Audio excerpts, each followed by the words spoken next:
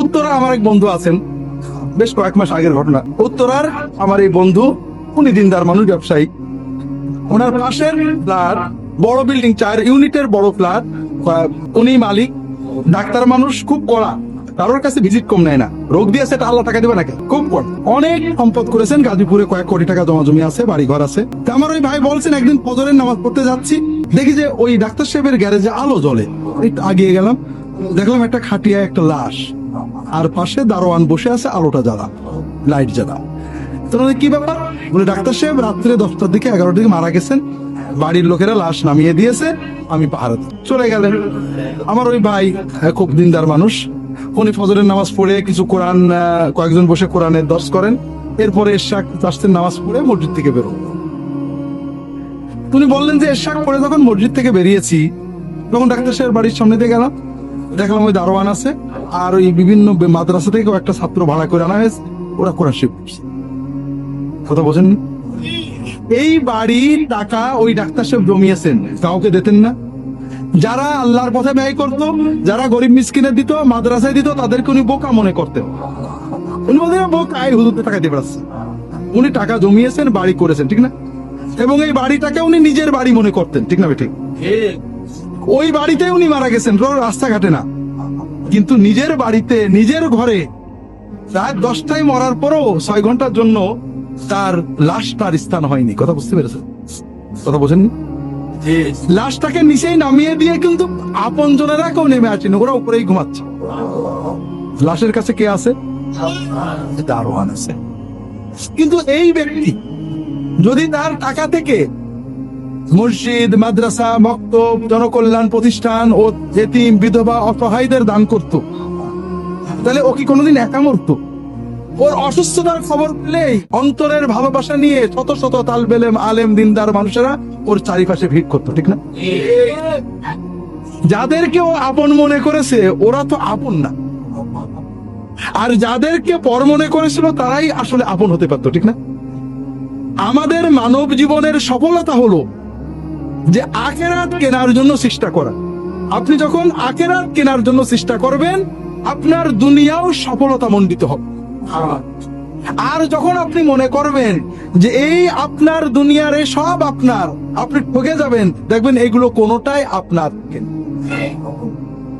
আর এটাই আখিরাতমুখীটার বড় সফলতা।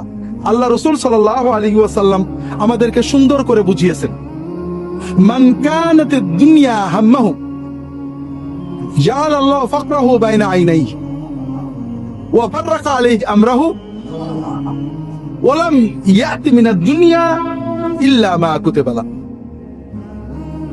যে ব্যক্তি দুনিয়া নিয়ে চিন্তা করে, শুধু দুনিয়ার গেইন, লাভের জন্য চিন্তা করে, যার চিন্তা চেতনা, মনের আশা বাসনা, লক্ষ্য গোল দুনিয়া নিয়ে, আল্লাহ তাকে 3টে বিষয় দান করেন।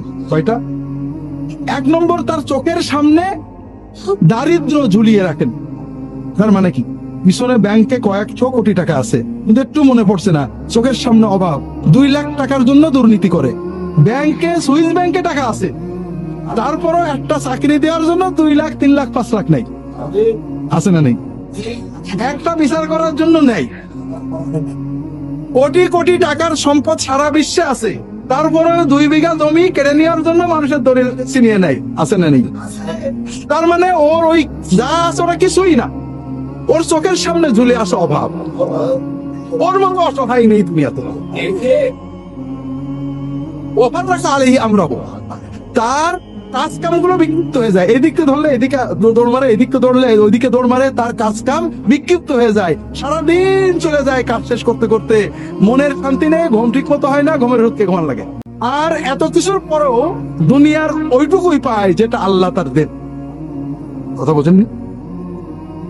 ওমান কানাতিল আখিরাতু হাম্মাহু, আর যার চিন্তা চেতনা আখিরাতমুখী, যে ব্যবসা করে আখিরাতের চিন্তা করে, বিয়ে করে আখিরাতের চিন্তা করে, দিনের দাওয়াত দেয় আখিরাতের চিন্তা করে, লেখাপড়া করে আখিরাতের চিন্তা করে, যার সব সময় চিন্তাটা হলো আখিরাতের সফলতা, আল্লাহর সন্তুষ্টি, আল্লাহ তাকে 3টে জিনিস দেন। 1 নম্বর হলো জাআলাল্লাহু গিনাহু ফি কলবিহি, তার অন্তরের ভিতরে আল্লাহ সচ্ছলতা দিয়ে দেন, অমুখাপেক্ষিতা দিয়ে দেন। খুব ভালো করে বোঝেন ভাইয়েরা, অভাব কি? আপনার লোভ হচ্ছে তো ওইটা দরকার, আর শান্তি আপনার ভিতরে লোভ নেই। আমি আলহামদুলিল্লাহ ভালো আছি। এই দুনিয়াতে হ্যাপিয়েস্ট কান্ট্রি সার্ভে হয়, মোস্ট হ্যাপি কান্ট্রি যেগুলো, দেখা গেছে যেসব দেশগুলো টাকা পয়সা উন্নত, তাদের চেয়ে অনেক কম উন্নত দেশের মানুষেরা অনেক বেশি সুখী আছে। কারণ সুখটা শুধু টাকা পয়সার সাথেই না। এজন্য তখন মানুষের অন্তরের ভিতরে স্যাটিসফ্যাকশন আছে, আমি ভালো আছি আলহামদুলিল্লাহ, আল্লাহ তাআলা আমাকে যা দিয়েছেন ভালো আছি। টাকা ব্যাংকে কম আছে এটা না, আলহামদুলিল্লাহ আজকে খাচ্ছি, পেট ভরা আছে, কালকের খাবার আছে, আলহামদুলিল্লাহ। আর কি চাই? পরশুদিন আল্লাহ চালান। কথা বুঝতে পারেননি? ওয়াজামা আলাইহি আমরাহু, আল্লাহ তাআলা তার কাজকামগুলো সুন্দর করে এক করে দেন, কাজ কাম গুছায় করে আরামে ঘুমাই। কথা বুঝেননি? ও আতাতহু দুনিয়া ওয়া হিয়া রাগিবা, আর এত কিছুর পরেও সে দুনিয়া চাই না, আল্লাহকে নিয়ে আখেরাত নিয়েই সে কাজ করতে থাকে। আল্লাহর সন্তুষ্টি আখেরাতের সফলতার জন্য সে পাড়ায় পদক্ষেপ নেয়, লেখাপড়া করে, চাকরি করে, ওকালতি সব করে।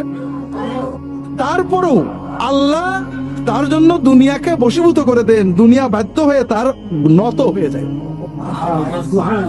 কাজেই দ্বীনি দাওয়াতের বড় বিষয় যেটা আপনাদের বলছিলাম, কোরআনের 3 ভাগের 1 ভাগ হলো আখেরাত। আখেরাতের চিন্তাকে উজ্জীবিত করো। এই দুনিয়া কিছুই না, মন তোমার শান্তিতে ভরে যাবে। দুনিয়ায় আল্লাহ যা দিয়েছেন, আমার স্বামী, আমার স্ত্রী, আমার ছেলে, আমার মেয়ে, আমার টাকা, আমার পয়সা, আমার কষ্ট, আমার বিপদ, আমার চোখ, আমার ভালো, আমার বন্ধ, আমার আল্লাহর নিয়ামত। আল্লাহ আমাকে দিয়েছে, নিশ্চয়ই ভিতরে ভালো আছো। আর এগুলো শুধু দুনিয়ার জন্য না, আখেরাতে আমার কাজে লাগবে। কাজে আমি আখেরাতের জন্য ব্যবহার করি। আমার বউ রাগ করেছে, আখেরাতে কাজে লাগবে। আমার বউ রান্না করেছে, আখেরাতে কাজে লাগবে। আমার স্বামী রাগ করেছে, আখেরাতে কাজে লাগবে। আমার স্বামী ভালো করেছে, আখেরাতে কাজে লাগবে। আমার ছেলে ভালো চাকরি পেয়েছে, কাজে লাগবে। আমার অসুখ হয়েছে, কাজে লাগবে। আমার চিন্তা যখন আখেরাতমুখী হবে, তখন দুনিয়াটা আমার জন্য আনন্দময় হয়ে যাবে। যেমন একটা ছাত্র যখন পরীক্ষায় ভালো করব এই জন্য পড়ে, পড়াটা কিন্তু তার আনন্দের বিষয়ে পরিণত হয়ে যায়, পড়াটা তার একটা আনন্দের অভ্যাসে পরিণত হয়ে যায়। কাজেই এই দুনিয়ার জীবন আখিরাতমুখিতার মাধ্যমে উপভোগ করা যায়। দুনিয়াকে যখন আপনি মনে করেন এই দুনিয়া, নাস্তিকদের জীবন নেই, পশুর চেয়েও খারাপ। জীবনে যে কষ্টগুলো, দুঃখগুলো, এগুলোই বড়। আর মুমিনের যেহেতু আখিরাতের চিন্তা থাকে, এই জন্য মুমিনের জীবনে কোনো ব্যর্থতা নেই, কোনো ক্রন্দন নেই, কোনো হতাশা নেই।